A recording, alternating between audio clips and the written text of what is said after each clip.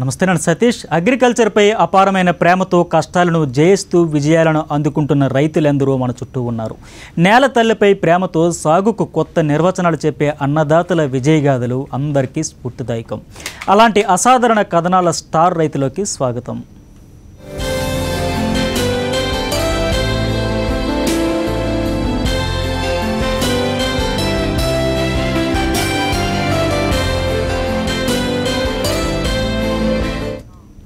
ఆయన సేంద్రియ వ్యవసాయాన్ని 10 మందిలో ప్రచారం చేస్తూ పుడమతల్లి రుణాన్ని తీర్చుకుంటున్నారు. రసాయనిక ఎరువులు మందులతో పాడైపోయిన నేలను కాపాడుకోవాలని అందరికీ పదే పదే చెబుతున్నారు. ప్రకృతి వ్యవసాయ విధానాలను అర్థం చేసుకుంటూనే వాటికి తోడు ప్రపంచంలో ఎక్కడ ఏ మూలన మేలైన వ్యవసాయ విధానం వచ్చినా దాన్ని అవగాహన చేసుకుంటూ వ్యవసాయం చేస్తున్నారు. ప్రతి పంటలోనూ ఖర్చులు తగ్గించి మేలైన నాణ్యమైన దిగుబడులు సాధిస్తున్నారు. ఖమ్మం జిల్లా మేడేపల్లి గ్రామానికి చెందిన సృజనాత్మక రైతు హేమంతరావు సాగు ముచ్చట్లే ఈ వారం స్టార్ రైతు.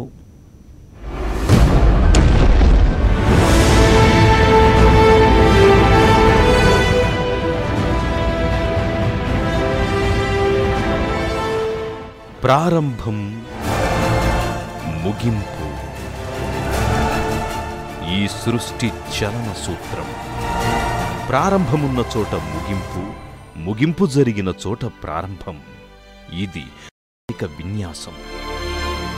మూలం నుంచి దూరం జరిగిన కొద్దీ ముగింపుకు దగ్గరవుతున్నట్టు, ప్రకృతి పరావలయం నుంచి వేరవుతున్న కొద్దీ మనిషి మనుగడ కోల్పోయినట్టు, అక్కడే ముగింపు నుంచి తన మూలానికి చేరాలన్న తపన ప్రారంభమవుతుంది. ప్రకృతిని చూసే విధానం యుగయుగానికి మారవచ్చు, కానీ ప్రకృతి మారదు. ప్రకృతితో ముడిపడిన వ్యవసాయము మారదు. ఈ సున్నితమైన ప్రకృతి సేద్యాన్ని అవలంబించడమంటే ప్రకృతి మూలానికి చేరుకోవడమే. ఎప్పుడైనా ఎక్కడైనా రైతు సమస్యల వలయంలో చిక్కుకుంటే వారికి అండగా ప్రకృతి సేద్యం ఉండనే ఉంటుంది. రైతుకు పనిభారాన్ని తగ్గించి ఆనందాన్నిచ్చే ప్రకృతి వ్యవసాయానికి రూపకల్పన చేసిన జపాన్ రైతు తాత్వికుడు ముసనోబు పుకోకా బాటలో అడుగులు వేస్తోన్న రైతు హిమవంతరావు జీవితం మనకు అదే స్ఫూర్తినందిస్తోంది. ఖమ్మం జిల్లా మేడేపల్లికి చెందిన రైతు హిమవంతరావు ప్రకృతి సహకారంతో సాగు చేస్తూ సేంద్రియ వ్యవసాయ పద్ధతుల్ని పల్లెపల్లెన ప్రచారం చేస్తున్నారు. సమస్యల సుడిగుండంలో కొట్టుమిట్టాడుతున్న అన్నదాతకు ఆత్మీయ హస్తం అందిస్తున్నారు. మొదట రసాయనిక వ్యవసాయం చేసిన తరువాత దాని పర్యవసానాలు నష్టదాయకంగా ఉండడంతో తీవ్రమైన సంఘర్షణకు గురయ్యారు. నెమ్మదిగా ఆర్గానిక్ ఫార్మింగ్ వైపు హిమవంతరావు అడుగులు వేశారు.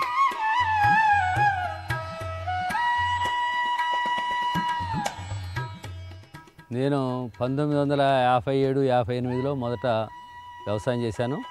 ఆ రోజుల్లో ఉమ్మడి వ్యవసాయం చేసేటప్పుడు మరి సేంద్రియ పద్ధతి తప్ప అసలు వేరే పద్ధతి లేదు. పశువుల ఎరువు ఒకటి ఎక్కువగా ఉపయోగించేవాళ్ళం.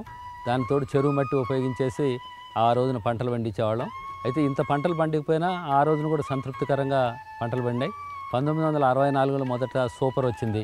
దాని తర్వాత గైమాక్సిన్ లాంటి ఎండ్రిన్ లాంటి రసాయనిక పదార్థాలు ఇవన్నీ రావటం, దాని తర్వాత ఫాస్ట్గా ఈ రసాయనిక వ్యవసాయానికి జనం అంతా కూడా మొగ్గు చూపడం అనేది జరిగింది. అయితే దాని తర్వాత ఈ రసాయనిక వ్యవసాయం యొక్క పరిణామాలు ఇవన్నీ చూసిన తర్వాత వర్మీ కంపోస్ట్ బెటర్ ఏమో అని చెప్పని వర్మీ కంపోస్ట్ యూనిట్ పెట్టేసుకొని దాదాపు 15 సంవత్సరాలు దాన్ని వర్మీ కంపోస్ట్ తయారు చేసి నా భూములకి ఉపయోగించాను. అదే సమయంలో బయో ఫర్టిలైజర్స్ ఉపయోగిస్తూ దానికి తోడు కొంతవరకు రసాయనిక ఎరువుల్ని, పురుగు మందుల్ని వీటిని ఉపయోగించుకుంటూ వచ్చాను. అయితే 2008లో సుభాష్ పాలేకర్ నాగార్జున సాగర్లో శిక్షణ కార్యక్రమం పెట్టారని చెప్పని తెలిసి అక్కడికి వెళ్ళాను. 5 రోజుల శిక్షణలో నన్ను ప్రభావితం చేసింది. తర్వాత ఇమీడియట్గా వచ్చి ఈ పద్ధతిని మనం పాటించాలని చెప్పని ఆలోచన చేసి నేను 2 ఆవులను కొనుక్కొచ్చాను. 2 ఆవులతోని జీవామృతము తయారు చేయటము, తర్వాత దాన్ని ఉపయోగించడం స్టార్ట్ చేశాను. రైతులు రెగ్యులర్గా తయారు చేసుకునే కంపోస్ట్ కంటే నాడెపు కంపోస్ట్ ఎక్కువ ఉపయోగకరమైందని నిరూపిస్తున్నారు హిమవంతరావు. రోజువారీ వెళ్ళేటువంటి పశువుల పేడ, మూత్రము, అట్లనే వేస్ట్ మెటీరియల్ ఇదంతా కూడా కంపోస్ట్ చేసుకోవాల్సిన అవసరం ఉంది. దానికి నాడెప్ కంపోస్ట్ పిట్ అనేది ఏర్పాటు చేసుకొని దీన్ని కనుక నింపుకునేటట్లయితే దాదాపుగా 60-70 రోజుల్లో ఇది మంచి పోషకాలు కలిగినటువంటి ఎరువుగా తయారవుద్ది. ఈ మహారాష్ట్రలో చాలా ఫేమస్గా ఉన్నటువంటి ఈ సిస్టము. దీంట్లో మనం పొరలుగా పేర్చుకుంటూ వస్తాం. 6 అంగుళాల నుంచి 8 అంగుళాల వరకు వేసి దానిపైన పేడ నీరుతోని దాన్ని తడిపేసి దాని తర్వాత కొద్దిగా మట్టి వేసుకుంటూ రావాలి. అట్లా చివరి దాకా మనం పేర్చితే అది 20-25 రోజుల్లో కుంగిపోతుంది. కుంగిపోయినప్పుడు మళ్ళీ ఒకసారి నింపాలి. నింపిన తర్వాత సుమారు 70 నుంచి 100 రోజుల్లో ఈ ఎరువు తయారవుద్ది. ఇది మామూలు పశువుల ఎరువు కంటే 10 రెట్లు పోషకాలు ఎక్కువ కలిగి ఉంటాయి. కాబట్టి దీన్ని నాడెప్ కాంపోస్ట్ అంటారు.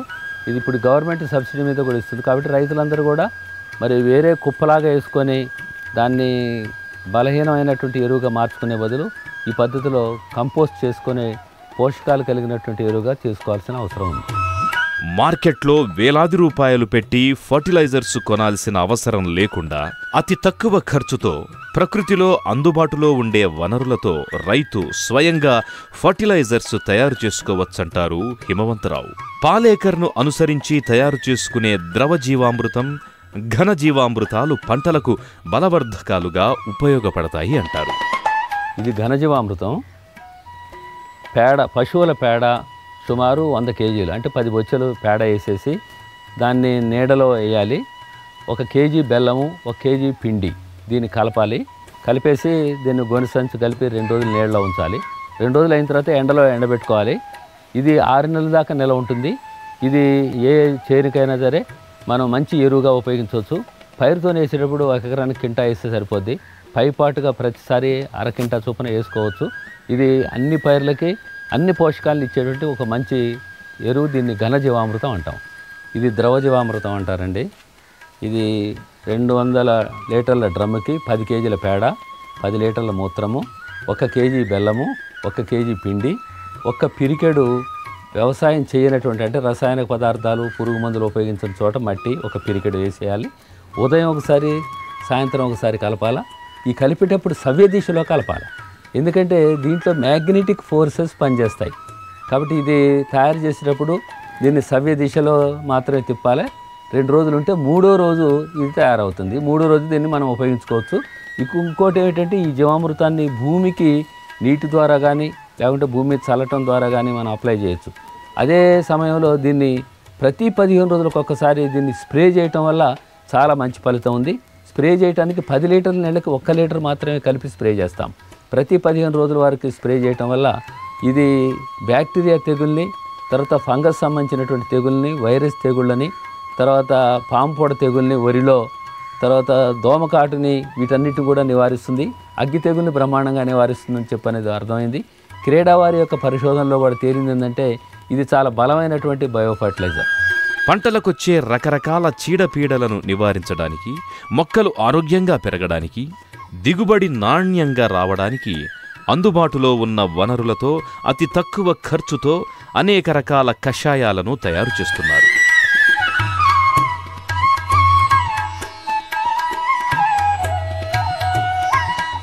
సజీవమైన భూమి ఎక్కువ దిగుబడులు ఇస్తుంది.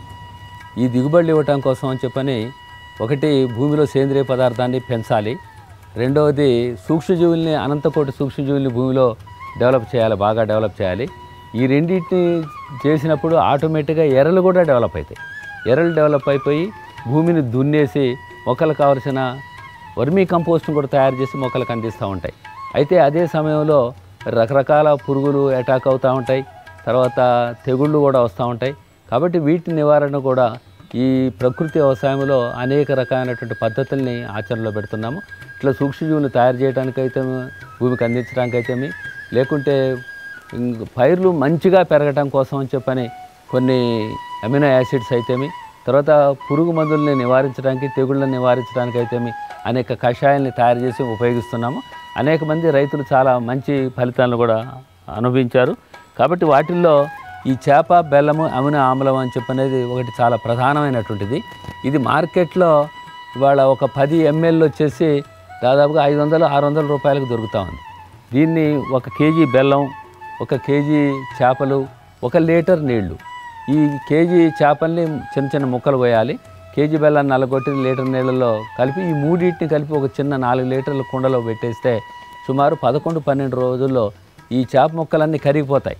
కరిగిపోయి ఒక చిక్కటి ద్రవం తయారైతే దీన్ని చేప బెల్లము అమినో ఆమ్లం అంటారు. దీన్ని 200 ml ఒక 100 లీటర్ల నీళ్ళలో కలుపుకొని 1 ఎకరానికి స్ప్రే చేయాలి. దీన్ని పంట కాలంలో పైరు వేసిన తర్వాత 20 రోజుల నుంచి పంట కాలంలో పూత దశ కంటే ముందు 2-3 సార్లు మనం స్ప్రే చేస్తే సరిపోద్ది. 1 ఎకరానికి 200 ml సరిపోద్ది. కాబట్టి ఇప్పుడు నేను చెప్పిన కేజీ చేప కేజీ బెల్లంతో సుమారు 2.5 లీటర్లు తయారవుద్ది.